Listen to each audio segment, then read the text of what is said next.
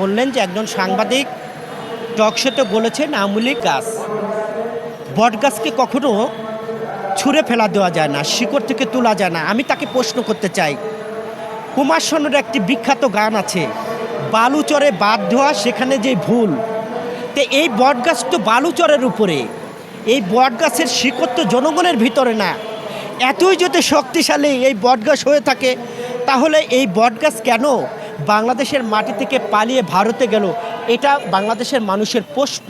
আমি সেই সাংবাদিককে বলতে চাই, আমরা দেখেছিলাম গত 17 বছরে হলুদ মিডিয়ার সাংবাদিকরা কি তেল মদন করেছেন শেখ হাসিনাকে, তাদেরও কিন্তু রক্ষা হচ্ছে না। আমরা দেখেছি সাবেক বিচারপতি কিভাবে সীমান্তে বাংলাদেশের জনগণের উপরে লাঞ্ছিত হচ্ছে।